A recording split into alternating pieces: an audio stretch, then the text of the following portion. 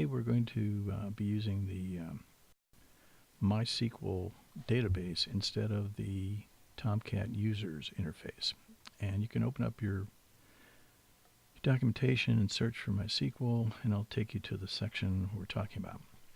So normally it's the Tomcat users XML that we're using when we take it out of the box, but today we're going to actually create a database interface so you can have hundreds or thousands of users. Okay, here we go. We're going to go into Web Apps, ResCarta-Web, and I'm going to open up the meta-inf directory where we find the context XML file. Inside the context XML file, we're going to open this with gedit. You'll find that there's two realms. The one that uses the memory realm, it uses the Tomcat users XML, which is on by default, and the other one, which is the JDBC realm, which is commented out. So what we're going to do is we're going to take this comment off of here. I'm going to cut this, and I'm going to paste it under there. And then I'm going to take the leader comment and paste it above there. So it comments out the memory realm and exposes the JDBC realm. Okay. So now there's some parameters we're going to set. One is going to be where your MySQL server is. In this case, MySQL server is running on localhost 127.1, but you could have your SQL server someplace else. It could be on another server. You can either use the IP address of that server, or you could use the domain name or machine name of that server. But in this case, we're just going to use the localhost 127.1. That means that the web server and the MySQL are running on the same physical machine. Okay. Now, the DB schema, this is the name of the database that we're going to be using. So I'm going to call this something reasonable like RC users. And then we need to have an actual connection name for a user. Now, you can put admin and root in here, but I don't think you want to for security reasons, so we'll give it a different name, and we'll call it somebody. And then we have to give the password. It's going to be in clear text here, so that's another reason why you want to set up another user for this and give it a real secure thing like password. You make it even less secure by making it password, all lowercase. Okay, so we need somebody and password, and we need to have a schema called RC users. So I'm going to save this file. Oh, if you have problems and you get a flash up here that says it can't save it, that's usually because you don't have access to this file. And under Windows, you can set properties and security and check who your users are and whether or not you have control or not to modify that. Okay. It's a Windows thing. Okay. So we've got the old file and the new file. Close this. And now that we've got the database taken care of, we need, well, the name of the database and the username is taken care of. What we really need to do is we need to create a new schema. And this is where you come down here to the JDBC realm. You're going to have to create a new schema to store your login information. And you're going to have to give it a new username, which we called somebody. And we give it a password of password. Okay? Okay, so I've already got MySQL Workbench opened here. So I'm going to start you can see we got world and these different schemas. So all I need to do is click down in the schema area with my mouse here, second mouse button. I'm going to create a schema, and we called our schema RC users. Okay, and we're going to apply that. So it says create schema RC users. So if you were doing it from the prompt, that's how you do it. So we finish that. So now we have a schema here, but there are no tables. So we make it default. There's no tables in the RC users. Okay. All right. So now we're going to go in the management area, and we're going to create a user. And here's my users I already have, root and username and new user. I'm calling this new user somebody.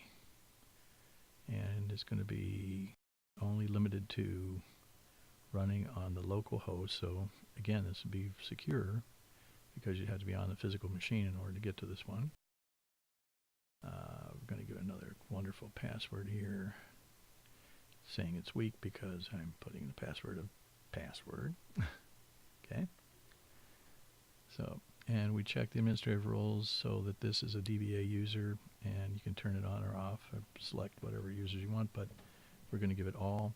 And then we have to go to Schema privileges, where we're going to add an entry. We're going to select this entry called RC users. Say OK. And then we need to set rights for this. We're going to select all the rights so that our somebody user has the ability to select all items. Okay.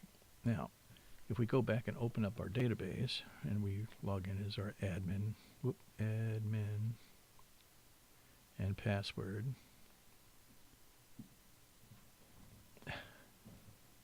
and we're logged in successfully, we go usual server administration stuff, right? But now because we're using the MySql database, we have this new users interface, okay? So we've got admin. He is a web admin, a user, and has full rights. And that was actually generated by the item itself. So we're going to create a new user called Jimbo, an email address. You can, I suppose we should give him a full name here, Jimbo Zill. And we can do an email address. Yep, not my email address, but jzil at myhome.com. Okay. Now we're going to add groups to it. So we're going to make him a user admin. He's not an admin, but a user admin, so he can control users, and we're going to let him get to the web as well. So there we've put him in the two groups. And I'm going to scroll this down here. I'm going to come on the other side and give him a password, and we'll give him this wonderful password of password and password. Save this. Okay. And then we'll add a third user, and we'll call him Jason. And Louis Jason B. Okay. And his email address is jb@myown.com. Okay. I'm going to give him a group of just a user. So he's not an admin, he's not a user admin, he's just a user. And we're going to save him. Got to give him a password first.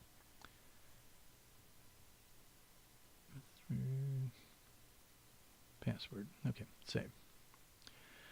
Okay, so now we've got three users, admin, Jason, and Jimbo. I'm going to log out as the admin. And we were successfully logged out. And notice that it's just a website. Log back in as Jimbo. Give him his magic password. And now he's logged in, and we have a user tab. So he can administer people. He could change passwords. He can add users and do things. Log him out, and we can log in as Jason. Wonderful password. Oops. Sorry about that. Probably didn't type it correctly.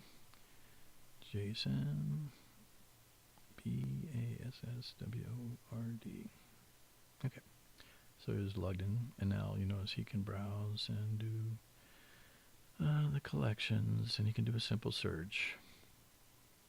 But he does not have the administrative rights, and he does not have the user tab, so he's just a standard user.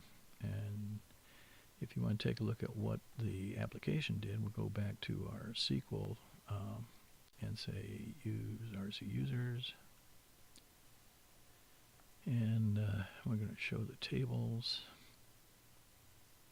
And I'm just going to let that run.